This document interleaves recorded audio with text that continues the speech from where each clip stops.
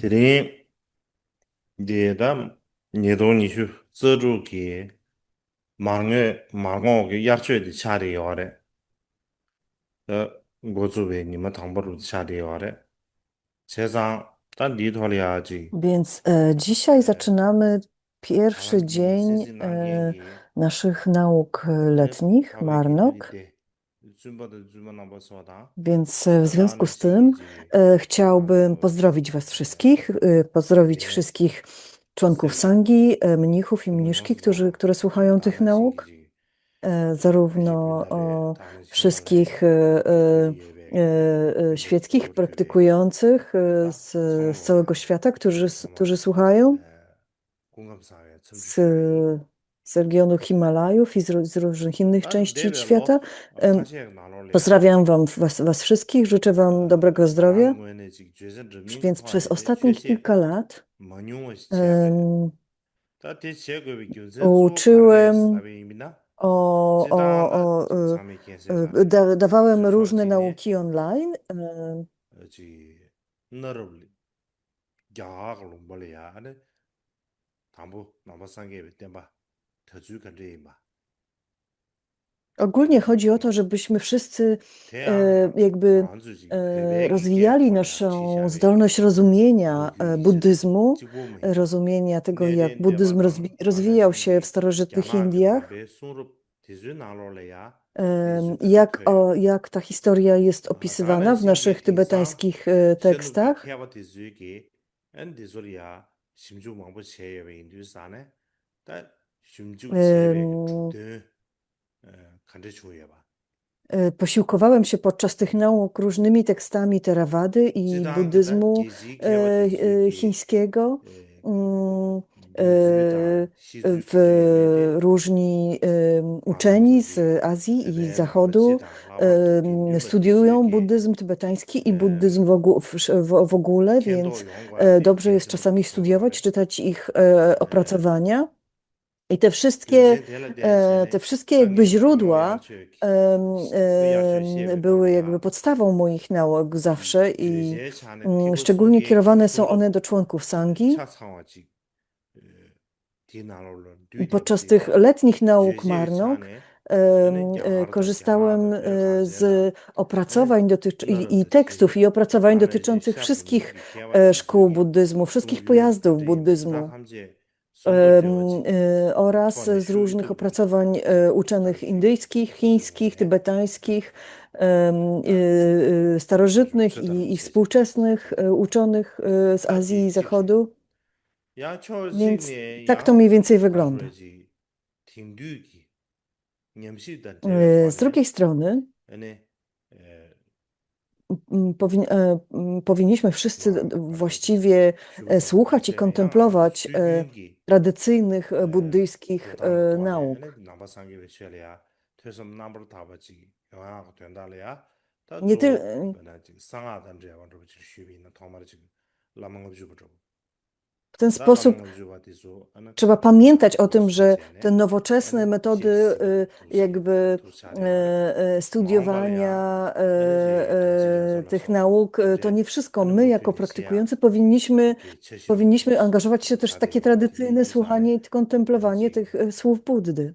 딩두기 W szczególności 냠시다 제베 w 관례 tajemnej mantrze. 아니 Najpierw musimy, 간의 신세 rozpocząłem 가세베기 야 od 수균 자라라 제베기다 pięciu strof 냠다 o 대베 통하리야 guru, 야지 które już 수수바네 ukończyliśmy, te nauki już 다조로 지수라기 ukończyliśmy. 도지 W przyszłości chciałbym 네 다 jakby, 다나시 abyśmy 조 세다오 studiowali 나무야 razem 또 tekst Ocean 두베스위 Samaya, 마삼 제제네 czy 아니 Ocean 세르 Samai, 잠바단 제바 a potem dopiero 다 będziemy 되게 mogli 봄 przejść do 대 조다 omawiania 야기 poszczególnych 게이기 praktyk 게이기 fazy 제소로 나로래야 tworzenia i 차상하지 spełnienia. 지다 순규 나브라 타바름 다다 하이에 인두산에 야 대수 망부지 가라주 Ale pomyślałam 야게라서 sobie, 니제베기 zastanawiam się, 냐다나 덴체네 jakie 에너지가 nauki będą 니망부지기 jakby 켄도 odpowiednie, 무두바 딘데기 przydadzą się 뉴주지 차리게 mnichom i 제제 mniszkom, 뉴슬리아 którzy 나랑의 studiują w 도스 Siedra. 겐디 Tak? 슈디마섬 Jest 제제네 bardzo 에네서버 wiele 수주바 pism 나만의 w chińskim 도수제네 buddyzmie, 에너지 które 망발이야 które na przykład posiadają, jakby przekazują czysty przekaz, prezentują czysty przekaz szkoły tylko umysł, których my w buddyzmie tybetańskim nie mamy. Ale bardzo wielu z Was nie zna na tyle dobrze chińskiego, aby je właściwie studiować. Dlatego pomyślałem sobie, że może w takim razie moja znajomość chińskiego się tutaj przyda i będę mógł później przekazać Wam to, co dobrze, to, co wiemy, to, co jest w tych tekstach chińskich o szkole tylko umysł. I stąd zaczęliśmy omawianie tego tekstu 30 strof o tylko umyśle, które mam nadzieję kontynuować w przyszłości. W szczególności podczas tych letnich nauk Marnok już omówiliśmy indyjskie religie i filozofie, które rozwijały się w Indiach przed buddyzmem. Omówiliśmy życie Buddy, omówiliśmy sytuację związaną z parynirwaną Buddy i potem pierwszą radę Buddy po odejściu Buddy i tak dalej. I idziemy z tym tematem dość już daleko. Więc w tym razem podczas tych sesji tego lata mam nadzieję omówić tę sytuację buddyzmu w okresie rozwijania się tych tak zwanych 18 szkół buddyzmu, czyli tak zwanych jakby podszkół buddyzmu i pojawienie się Mahayany.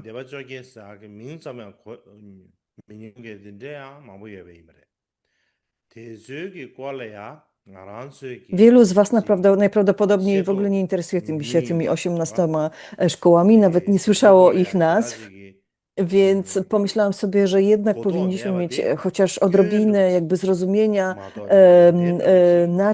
na czym to polegało, na czym polegał ten podział, czym są te szkoły, czym się od siebie różnią.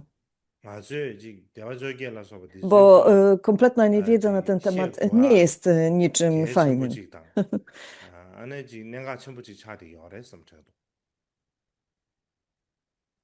Więc musimy przejść jakby ten temat, musimy się z nim zapoznać.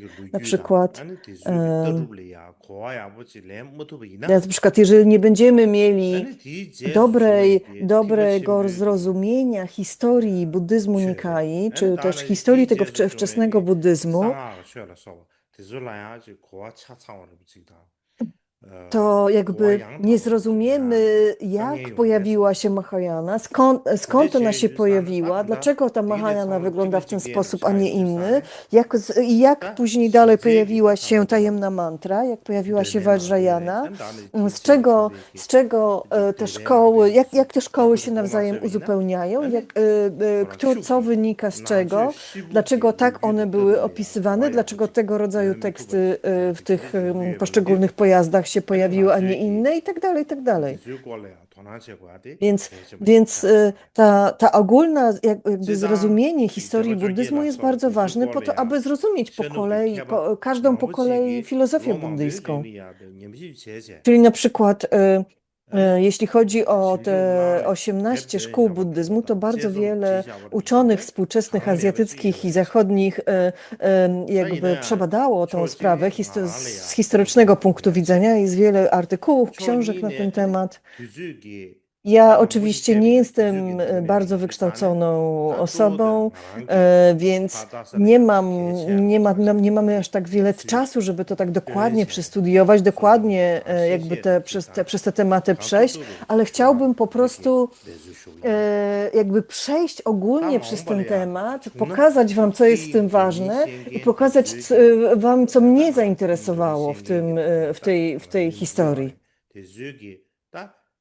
Jest bardzo wielu z Was zna kilka języków, więc są być może, że będą tutaj pomiędzy Wami też tacy, którzy nie uwierzą mi na słowo, tylko będą chcieli sami podjąć pewne badania i sami przestudiować pewne teksty, co by było oczywiście bardzo, bardzo dobre.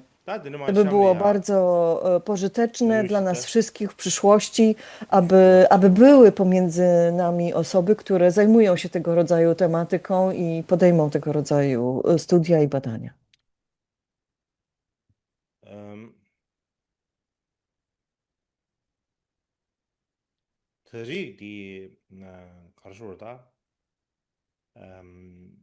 망어 야쇼기 주시루디 가리 슈비나다 데르제샤 가사.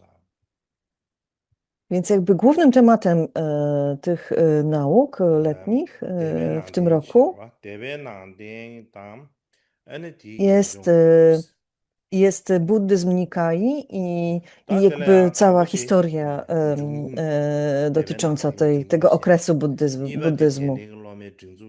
Więc najpierw porozmawiajmy o pochodzeniu buddyzmu Nikai, o tym, jak rozwijały się poszczególne szkoły, jak rozwijały się, jak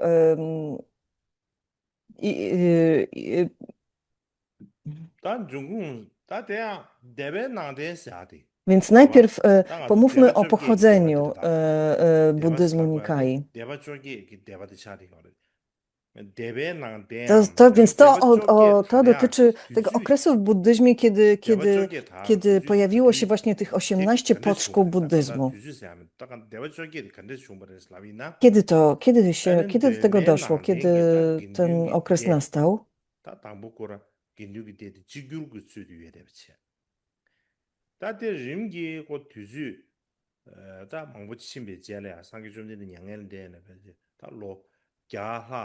Na początku, jak wiecie, wszyscy buddyści byli jakby połączeni i dopiero jakieś mniej więcej 100 lat po odejściu, po pariniewaniu Buddy, sanga klasztorna, monastyczna rozbiła się na dwie frakcje, na dwie główne szkoły.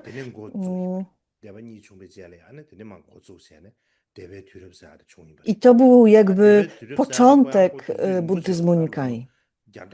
Te szkoły to była Sarvastivada i Mahasamgika. I ten okres trwał kilka stuleci. Zapoczątkował go właśnie to pierwsze rozbicie na pierwsze dwie szkoły, Staviravada i Mahasamgikę.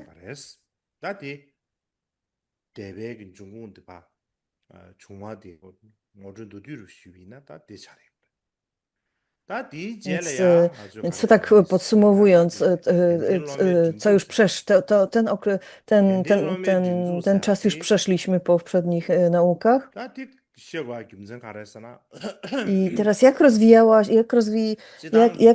pojawiali się kolejni uczniowie jakby praktykujący buddyzm?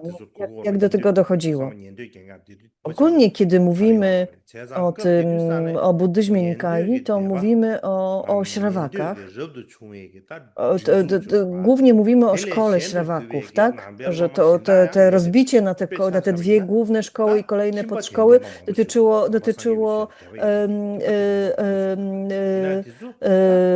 jakby organizacji, dotyczyło mnichów i mniszek Śrawaków,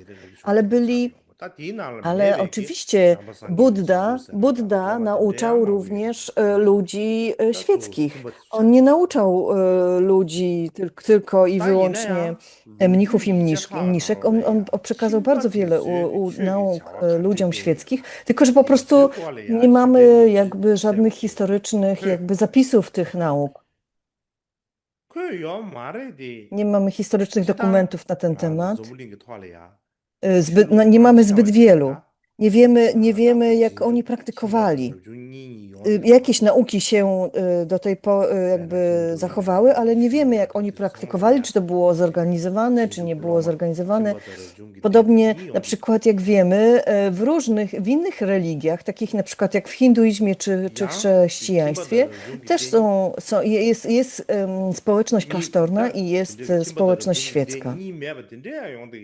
Tylko islam bardzo jawnie zabrania tworzyć społeczności klasztornej i również zabrania utrzymywania celibatu.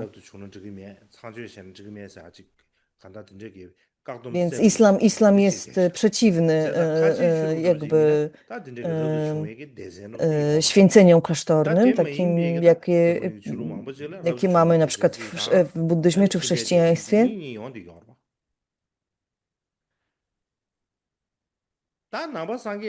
Ale we wszystkich innych religiach jest zarówno społeczność wyświęcona, jak i świecka.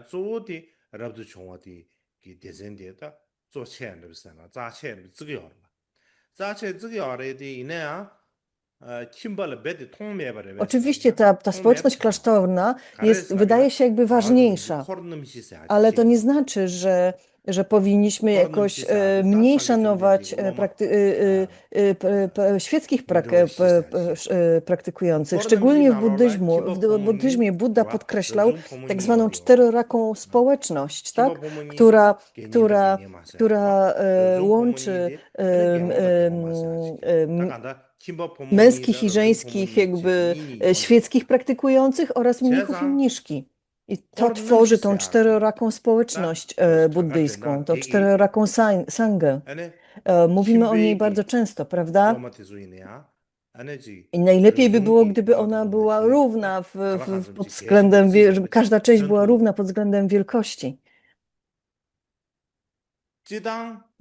Bo według Buddy były tak samo, wszystkie te części jakby społeczności były tak samo ważne. Oczywiście, że mnisi i mniszki wyświęceni mają więcej czasu na to, aby studiować filozofię, aby zagłębiać się w te teksty filozoficzne dużo głębiej niż świeccy, którzy muszą pracować, zarabiać, utrzymywać rodzinę, wychowywać dzieci itd. Oni, wyświęceni, praktykujący, mają więcej czasu na to. Po to wstępują do klasztoru, po to przyjmują te święcenia, żeby mieć na to więcej czasu właśnie. Ale oczywiście oni również muszą jeść, muszą mieć gdzie mieszkać, muszą mieć jakieś wsparcie materialne, więc muszą być wspierani przez tą społeczność świecką. Ta społeczność świecka jest zawsze bardzo ważna. Kiedyś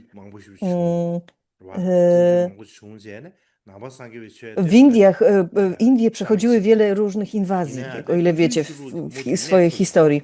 I w którymś momencie buddyzm zniknął. Hinduizm utrzymał się w Indiach, ale po tej inwazji, jakby wielkiej inwazji islamskiej. Więc dlaczego hinduizm przetrwał, a buddyzm nie przetrwał? Dlatego, że w owym czasie buddyzm głównie opierał się na wspólnocie wyświęconych, na wspólnocie klasztornych. Islam nie uznawał wyświęconych, nie uznawał wspólnoty klasztornej, wobec czego niszczył ją, jakby zlikwidował ją zupełnie i w związku z tym nie było tak dużej i silnej wspólnoty buddyjskiej wśród świeckich, która utrzymywałaby buddyzm dalej w Indiach. I na tym polegał ten problem, wobec czego jeżeli mnisi klasztory zniknęły w Indiach, to zniknął cały buddyzm. Historyczne dokumenty, jakby zapisy historyczne nie mówią o tym, co takiego świeccy praktykujący robili, że utrzymywali buddyzm, tak, że potrafią utrzymywać buddyzm w starożytnych Indiach. Ale z tego, co wiemy, to świeccy praktykujący w Indiach byli bardzo aktywni w upowszechnianiu buddyzmu w całych Indiach i poza Indiami. Na przykład znamy święte miejsca narodzin Buddy, przebudzenia, pierwszego obrotu kołem Dharmy czy parinirwany Buddy. Tak? To są te najbardziej święte i ważne miejsca dla buddyzmu. I głównie utrzymywali utrzymują te miejsca świeccy praktykujący. To oni zbudowali tam stupy, to oni utrzymują te miejsca w jakimś dobrym stanie i tak dalej. Więc po odejściu Buddy, po parynirwanie Buddy, królowie podzielili relikwie Buddy na 8 części i zbudowali stupy w różnych częściach centralnych czy też północnych, można dzisiaj powiedzieć, Indiach. I nie zbudowali tych stup w klasztorach, tylko budowali je na wielkich skrzyżowaniach, na wielkich jakby w miastach, i te stupy były budowane przez świeckich praktykujących.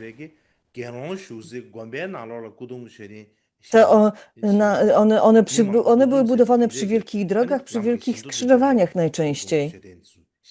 Nie w klasztorach.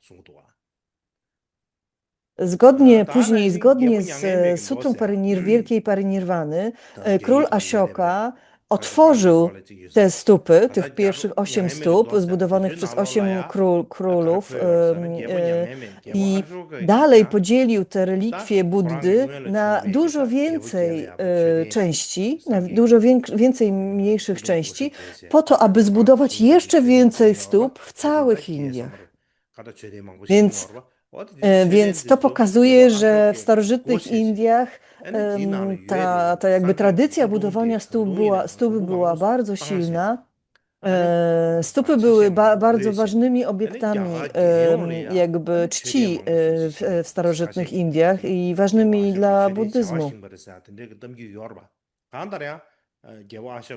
I ta tradycja jakby czczenia tych stóp była bardzo ważnym elementem propagowania wczesnego buddyzmu w Indiach. Pojawiła się, bo wraz ze stupą pojawiała się większa znajomość tego, kim był Buddha, jego aktywności, jego nauk, jego właściwości, jego zalet. I w ten sposób to był jakby krytyczny punkt upowszechniania się buddyzmu w Indiach wtedy. I to wszystko odbywało się dzięki aktywności świeckich praktykujących.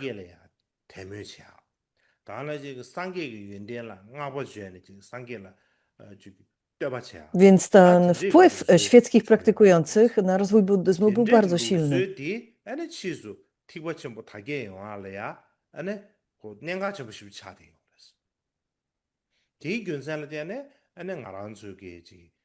Dzisiaj wiemy, że świeccy praktykujący również odegrali wielką rolę w upowszechnianiu Mahayany. Tak, tego wiemy dzisiaj. Więc dlatego nie powinniśmy jakby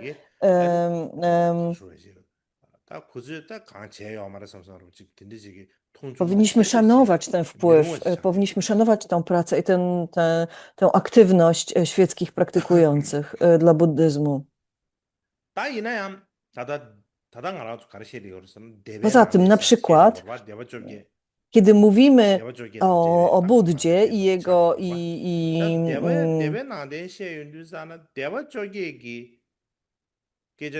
kiedy mówimy o tym wczesnym buddyzmie, to nadal mamy na myśli 18 szkół i ten buddyzm Nikai dotyczy tych śrawaków, tak? Bo oni właśnie utrzymywali tą linię, nieprzerwaną linię jakby pochodzącą od samego Buddy. Czyli od Buddy Buddha przekazał swoją linię Mahakaśyapie, potem ten Anandzie i tak dalej, i tak dalej. Więc to była taka nieprzerwana linia od Buddy utrzymywana przez wielkich śrawaków.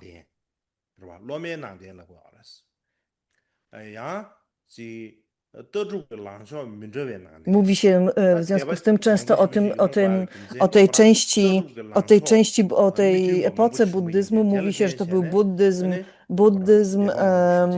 buddyzm uczniów, czyli buddyzm uczniów Buddy, czy też buddyzm wielu doktryn.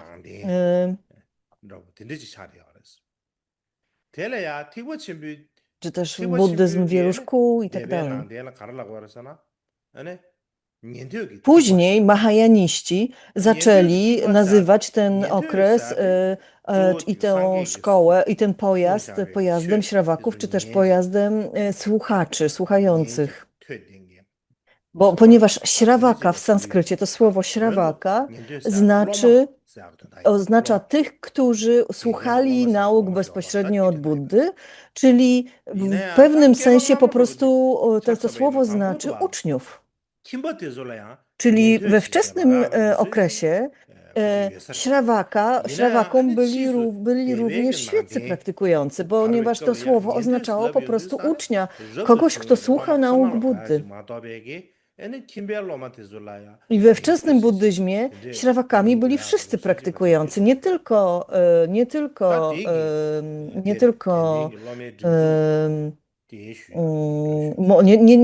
nie tylko społeczność klasztorna, wczesna społeczność klasztorna, ale również świeccy, ponieważ to słowo po prostu znaczyło uczeń.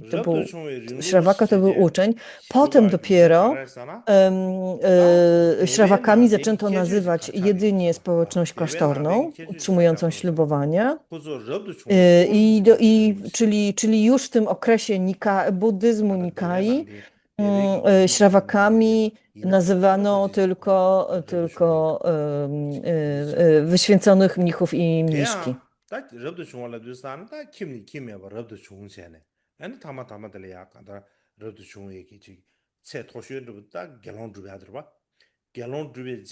Więc chodzi o to, że to dotyczy ludzi, którzy jakby opuścili dom, stali się bezdomni, przyłączyli się do wspólnoty i uczniów Buddy czy którzy podążali za naukami Buddy i tak dalej, tak? I utrzymywali określone z tym związanych. Więc świeccy praktykujący to są ci, którzy nie opuścili domu, którzy nadal żyją w domach, nie muszą mieć rodziny i tak dalej, ale są jakby, mają domy, mieszkają w swoim domu, natomiast wyświęceni, czy też społeczność klasztorna opuściła swoje domy, mieszka samotnie albo w społeczności klasztory i oddaje się głównie słuchaniu, kontemplowaniu i medytacji. Ma na to dużo więcej czasu, bo nie musi wykonywać tych przeróżnych prac i tak dalej. Jest wspierana przez świecką społeczność. Ma czas na to, aby wykonywać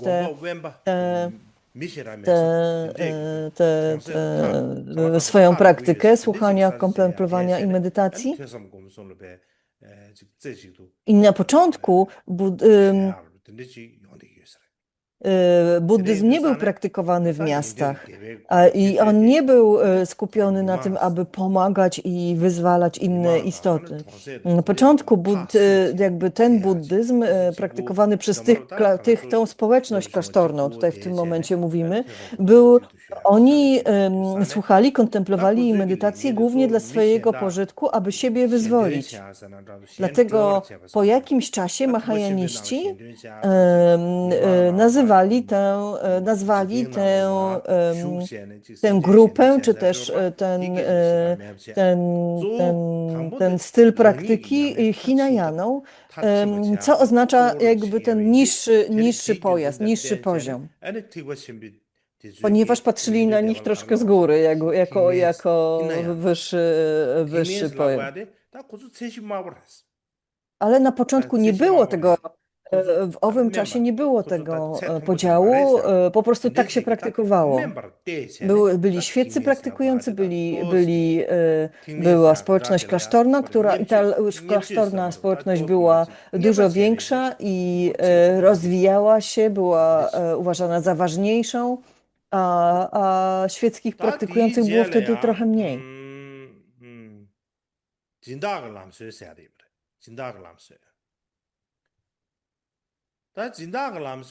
Oczywiście ta społeczność klasztorna opierała się na sponsorach. I kim byli ci sponsorzy?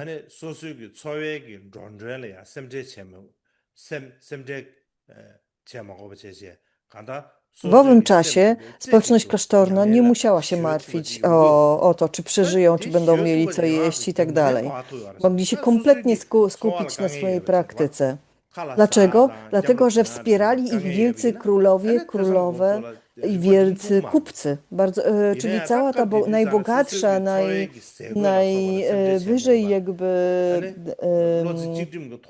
najlepiej uposażona część społeczeństwa wspierała społeczność klasztorną bardzo mocno.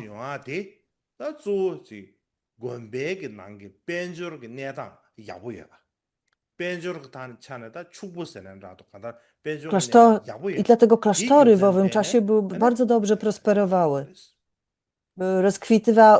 Rozkwitały, dlatego że miały pełne wsparcie finansowe swoich władców.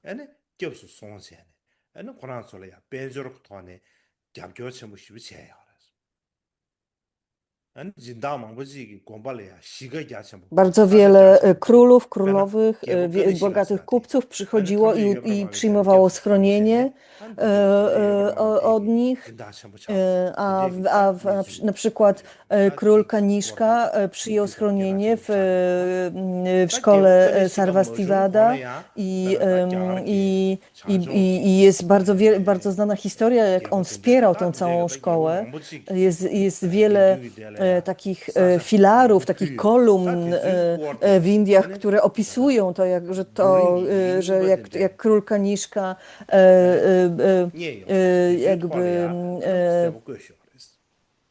jakby opisywał te różne zdarzenia związane z buddyzmem. I podobnie robili inni królowie. Na przykład mówi się o królach takich jak Mahakashtrapa, Kusuruka, Kshatrapa, Patika, wielu różnych królów i królowych dynastii Andhra w południowych Indiach również wspierało sangę buddyjską i bardzo wiele takich kolumn, filarów jakby powstało z inskrypcjami na ten temat, z różnymi datami na ten temat. Również zapisywano, że na przykład ten król przekazał temu klasztorowi czy tej społeczności klasztornej to i to, albo tamto, albo jakiś kawałek ziemi i tak dalej. I na przykład stąd wiemy, bo tam pojawiają się nazwy różnych szkół buddyjskich, którym zostały te dary przekazane. Stąd na przykład wiemy, że te szkoły buddyjskie istniały i jak się nazywały. Właśnie z tych zapisów.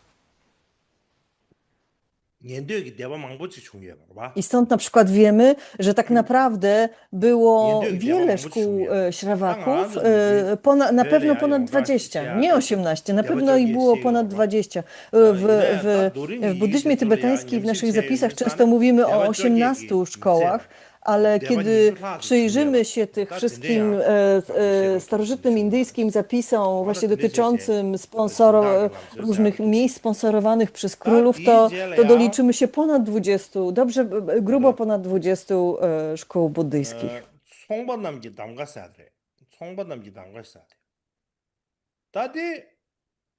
Teraz kolejną grupą jakby sponsorów buddyzmu byli kupcy. W owym czasie nie tylko jakby królowie czy królowe wspierali buddyzm, społeczność klasztorną buddyjską, ale również wielcy kupcy. Od samego początku, kiedy pojawił się buddyzm, kupcy odgrywali bardzo ważną rolę. Na przykład, kiedy Buddha się przebudził, jego dwóch pierwszych uczniów to byli kupcy. Kupcy, którzy się nazywali Trapusza i Badra, gdyż to właśnie oni, tuż po przebudzeniu Buddy, byli pierwszymi, którzy ofiarowali pożywienie Buddzie. A on przekazał im swoje pierwsze nauki. Później, kiedy Buddha udał się do Sarnath i nauczał tą grupę 5 uczniów i też wielu innych bogów i tak dalej,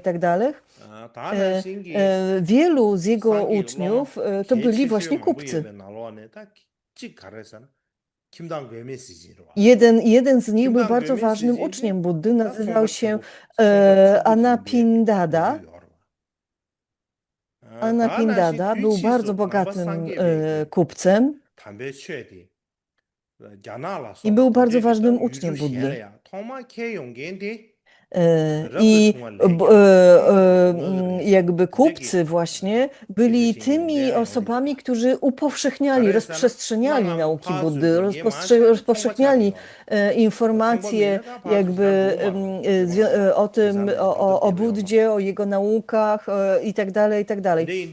Podobnie zresztą było w owym czasie, w tym czasie, kiedy rozwijały się inne religie, takie jak islam czy chrześcijaństwo, tak? Na początku upowszechniały jakby wiedzę na temat tych religii, czy ich nauk, czy ich praktyk właśnie upowszechniali kupcy. Wiele religii właśnie poprzez kupców upowszechniała się na świecie. Ci kupcy jakby podróżowali w wielkich karawanach, podróżowali przez lasy, przez pustynie, po to, aby robić interesy w odległych miastach. Często budowali statki, aby przeprawić się na inne kontynenty, na różne wyspy.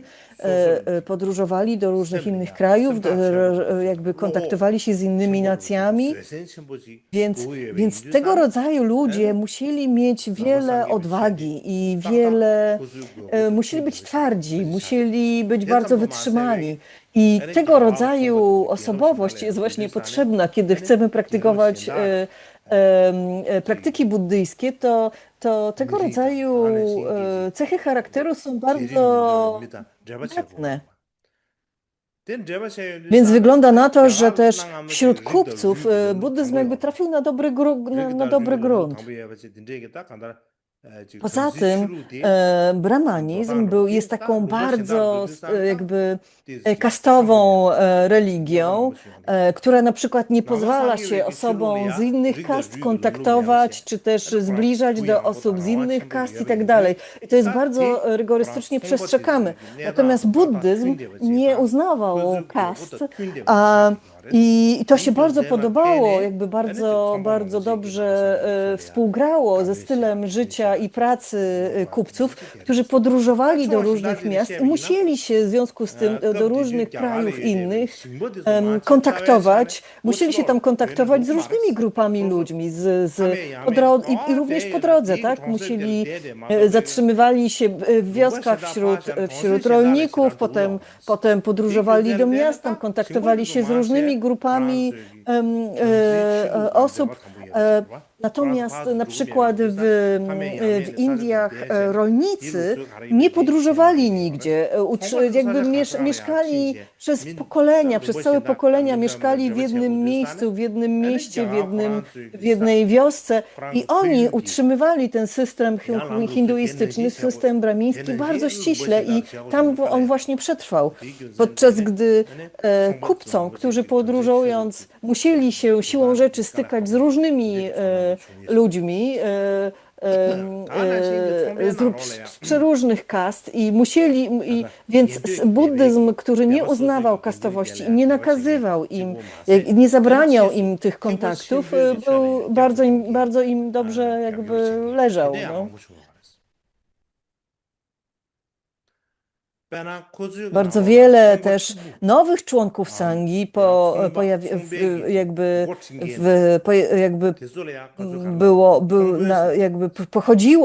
pochodziło z rodzin kupieckich. Szczególnie ważni pośród kupców byli tak zwani szefowie kupców, tacy prezesi tej branży kupieckiej.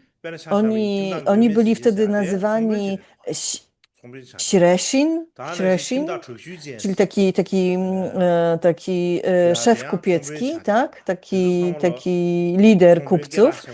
I jednym z nich na przykład był Sudatta, albo Ugra i tak dalej, 다 którzy byli 그나 bezpośrednio 총벌이 uczniami 되어야지 데려와 u Buddy 총병이 i 분노 o 상세 nich wiemy, o których wiemy. 총병이 Na 분노 przykład, 상세 다 mm, 총병이 분노 상세 안에 szczególnie 동북교 맹도 민원 wiele 쪽에 wiemy 있었다 o takim 나서는 kupcu, wielkim 딩대한대야 kupcu, 상부지로 노람 który się 뒤 안에 nazywał 저기서 Sudana. 군도 상대 총병이 분노 Bardzo 상하수도 wiele, bardzo 차대로 często 제상 recytujemy 디균전대네 królową 가다 modlitw, tak? 되뇌게 Dobrze 난댕이 znacie 들었는 królową modlitw, która 손세네 pochodzi z Sutry 안에 Gandavyucha, a Sutra 낭베기 Gandavyucha 딘딘도 to co 놀래야 są nauki 생년아 Bodhisattwy 세우기 Samantrabhadry, 총병 dedykowane, jakby adresowane 티버시 właśnie 어디 기준 głównie do 알아봐야 kupca 총병지지 Sudany. 안에 상계 To są 최선배 nauki dla tego 미제조 kupca 그대야 głównie. 망부야데 E, 망부야레스 안다 하나씩 이게 년대기 돼봐 들어 Bardzo 대외기 wiele właśnie 되돌아야 tych 안에 wielkich 기류기 kupców 되네 to 야교세 그대게 다 uczniami, 총망배 bezpośrednimi uczniami Buddy. I bardzo, bardzo często 다 wspomina 되는 się o 디제는 nich w 최영원바 sutrach 중주세 Mahayany.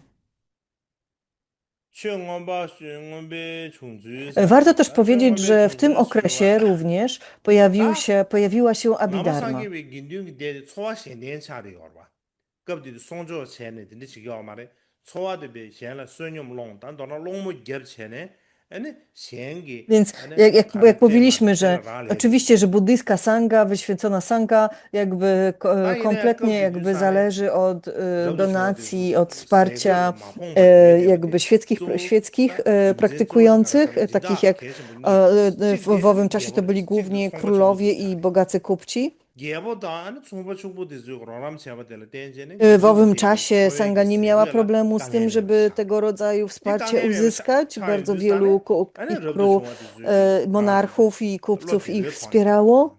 로 데뷔 토네 I w związku 다른 z tym, 디즈니 데뷔게 롱로디 카츠버지 급야게 토나 다 ta 로고 społeczność 세네 klasztorna 가고 mogła się 다다 디지 kompletnie 슬프로지 oddać 게토 studiom, filozofii, 안다 하나씩 로즈 słuchaniu. 찍증도 토네 em, 아니 e, 남아상게 미쳐야지 I, 신경치 i 아니 to 알아서 dodawało im 게보도 jakby odwagi 다 딘지기 i, 내다 주고들 w 댄체네 ten sposób 다 jakby 추억 mogli 아니 się zagłębić w takie 종이 najbardziej 추억 subtelne 니로 차시 집어지고 zagadnienia 댄라 흠 dotyczące 탑샤도 추억 świata i dotyczące filozofii. 추억 김주 체제 아니 추억 니로 E, 차시 타와다 Czyli, 이와 차시 타와다 czyli na 댄라 przykład mogli 탑샤도 się 추억 skupić 먹었어야 na 되는데 tych różnicach 근데 pomiędzy 이제다 różnymi 추억 먹어 영화 돼야 대표적으로 딱 간다 pomiędzy zjawiskami. Czym jest to 세계에만 zjawisko, a czym jest 홍보되는 takie zjawisko? 근데기 Dlaczego one się różnią? 훌륭들이지나 Czym one się 근데기 różnią? 갸겨지기야 Mogli się skupić na 근데지 tych takich 내다지고 토네 아니 drobnych, 추억 먹었어야 szczegółowych 신경하다 베기 소소 zagadnieniach 세다 그랬어 filozoficznych 성이 i 가르사고 to 있는 właśnie, i z tego 때내면 właśnie 되고 pojawi,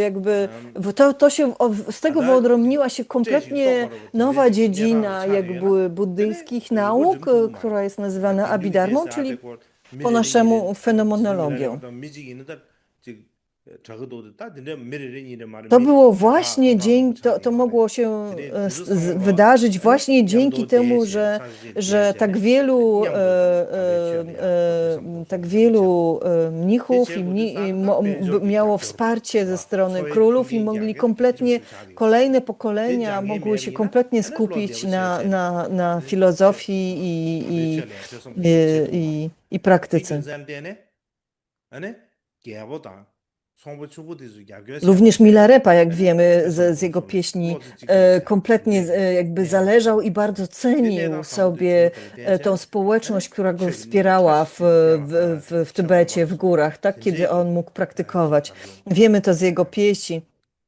최홍원배 I ta 림베지 tradycja już 체계에서 rozpoczęła się w 림페기에 starożytnych 주고들 Indiach 아니 상계 i 습로도 ona 내마다 주고 pozwoliła na 아니 taki 슈부기 남의 새 głęboki i 컴보들이야 szczegółowy rozwój 유튜버든지 아니 myśli 슈부기 buddyjskiej w owym czasie. 상계 제슈베 qabla 되면 안 되는 qabla 아니 I 치수 to z drugiej strony też pozwoliło na pojawienie się tych 대바적인 서버 podszkół, 차별급 na te 대충 wyodrębnianie się, bo oni 이제 zaczęli 남자 widzieć 차지 jakby te 중국 subtelne 남자들 różnice 용어 서버 w 지어봐 poglądach 디시라지 pomiędzy sobą i 메르크시 w ten sposób 이나다 치수 zaczęły się 남자 rozwijać 차지 te 집어넣어서 남자 사람들이 podszkoły 그거 buddyjskie 남아상계 starożytnych Indii, 아주지 które dotyczą tak naprawdę bardzo drobnych, 긴둥이 subtelnych 야시아치 rzeczy, 아니 subtelnych pojęć, 롬존 내제 subtelnych 세 토치 누산에 아니 Poza tym sangi było coraz więcej. Po prostu było ich coraz więcej i wielu z nich osiągało bardzo wysoki poziom wykształcenia, bardzo wysoki poziom znajomości filozofii.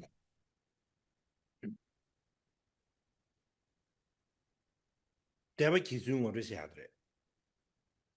대바 기준으로 해야 하고 감정 그 루기용으로 해야. Więc, 근데 więc 이거는 대역이 이정으로 해야. Więc o ile, jak wiecie z poprzednich wykładów, najpierw doszło do tego pierwszego podziału.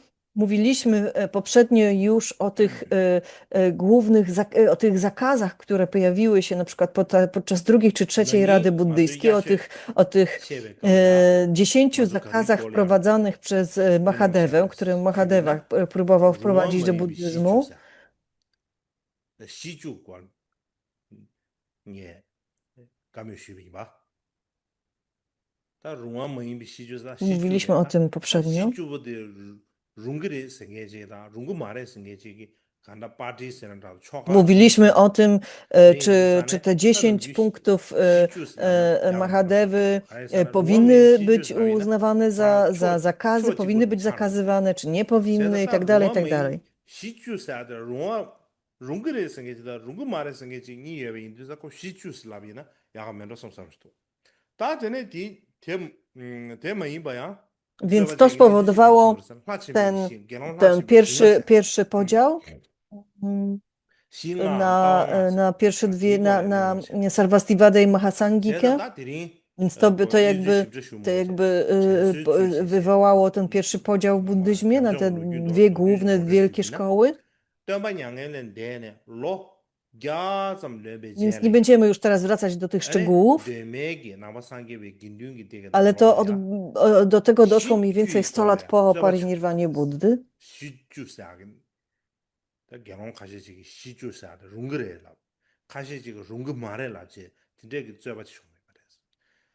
Pojawiła się właśnie ta jakby dysputa dotycząca tych 10 punktów, czy one powinny być zabronione, czy nie.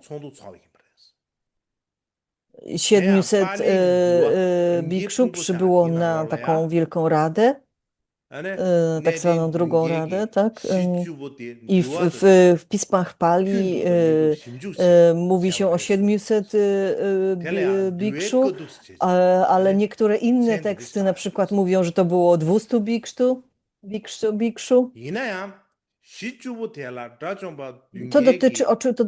Te 10 punktów dotyczyło takich zasad Vinai, tak?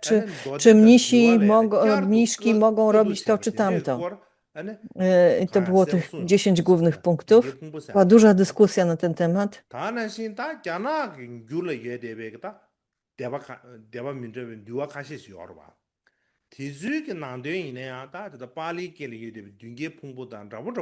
A potem pojawiło się dużo więcej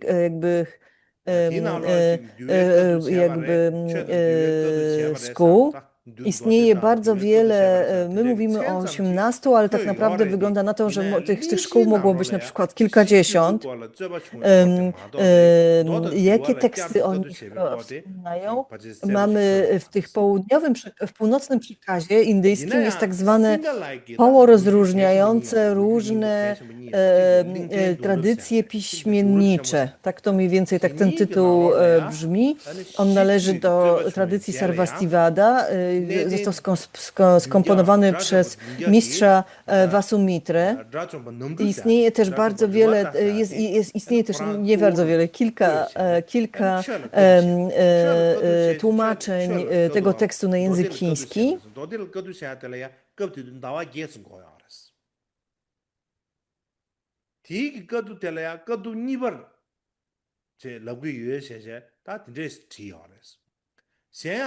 링진 동럽 그 나로라 가르쳐 알았잖아. 아니 내된 바티즈기 내가 가르쳐 내된 디즈기 te źródła dotyczące te informacje, które mamy o tych szkołach, jakby głównie pochodzą właśnie z tej północnej tradycji, tak? I ale jest też kilka innych tekstów należących do południowej tradycji, takich jak na przykład Dipavamsa i Mahavamsa, i też również tekst komponowany przez Buddha Goszę, który się nazywa Komentarz do debat, coś takiego.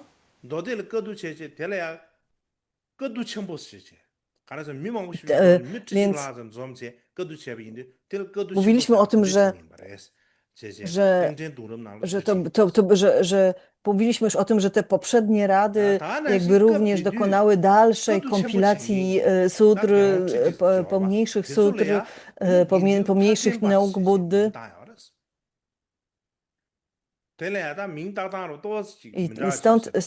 I stąd pojawiła się ta Mahasangha, dlatego ta nazwa, dlatego że właśnie bardzo wielu jakby śrawaków zebrało się, aby zebrać te sutry. Tak czy inaczej,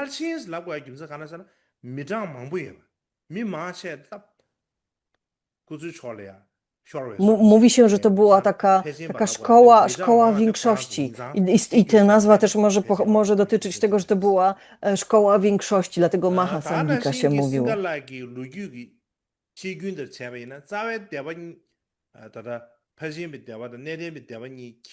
Różne pisma, które przechowały się na Sri Lance, mówią o tym, że wielu ze Sarvastivady, szkoła Sarvastivady jakby organizowała swoje własne rady dalej. Później to jest opisywane właśnie w tej południowej tradycji, w tych tekstach południowej tradycji, natomiast w północnej tradycji głównym źródłem tej wiedzy jest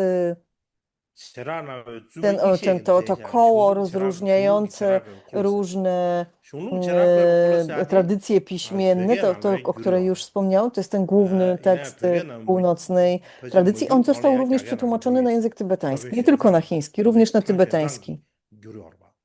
Najpierw przetłumaczono go na język chiński po prostu przez Tang Xuanga.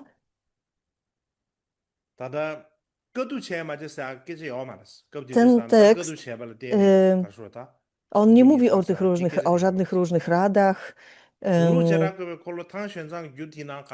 i o pojawieniu się różnych szkół i tak dalej. W tym tekście czytamy, że 100 lat po parynirwanie Buddy za króla Asioki były 4 różne wspólnoty buddyjskie, które omówiły tych 5 głównych punktów dotyczących Vinai i miały różne opinie na ten temat i te 4 grupy jakby rozbiły się stworzyły te 2 główne, odrębne odłamy buddyzmu. Więc czym jest tych 5 poglądów, czy też 5 punktów?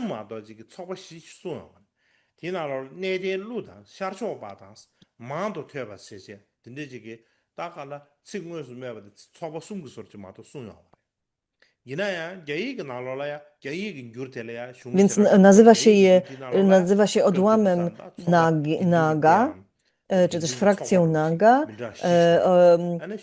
frakcją oddalonych, frakcją, czy też odłamem wykształconych i odłamem czcigodnych.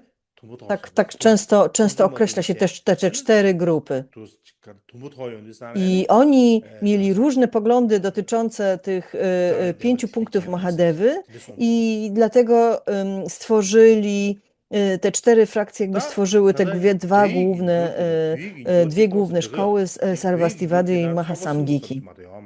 제 규르디나 초바 시스르죠. 다 디고르디 Chiński i 디 tybetańskie 규르야 przekład 근데 tego tekstu, 가르쳐 초바 소마도 tego 텔레야지 소수 선주 jest 쉐야 세기 jakby 드리슈고 하면도 jeden mówi, że było 5 takich frakcji, drugi 도나 przekład 다자 mówi, że było ich 그때마 4. 저바 상기 접된데기 Tak czy 땜바 inaczej, 타베체 우주원의 송대 아니 마 림베신도다 되면 살 주부로 되면 od 살 czasu, 담보거라 kiedy 비규바 상을 찍규체네 jakby nauki 점수를 Buddy się 찍이 pojawiły, 제시인데 돼요.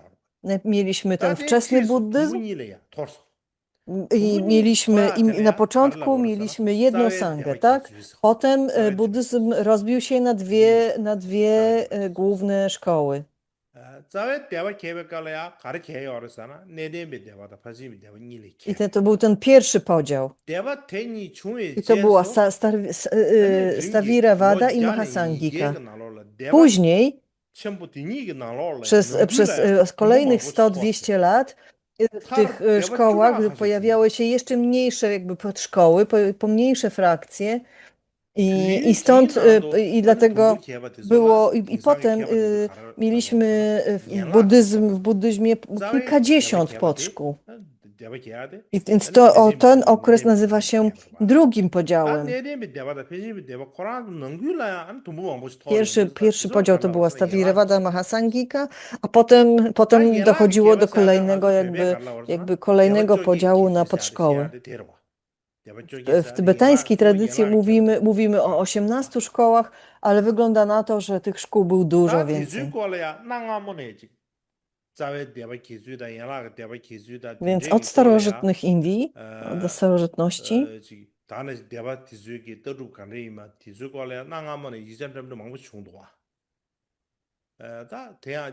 mamy bardzo wiele dokumentów, jakby pisanych, jakby tekstów, wzmianek o tym podziale na te dwie główne szkoły, głównie w tej tradycji południowej. Kiedy w północnej tradycji często wspomina się o buddyzmie chińskim i o buddyzmie indyjskim.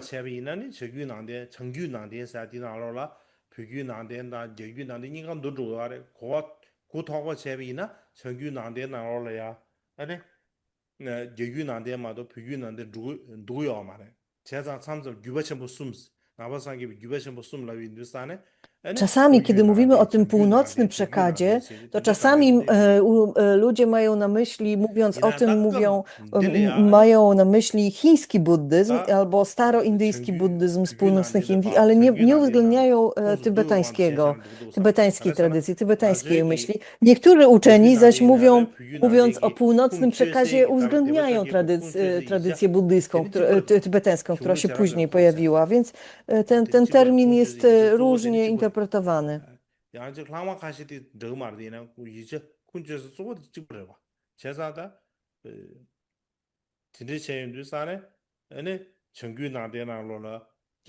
Głównym tekstem tej tradycji jest właśnie jest to koło rozróżniające różne tradycje piśmienne.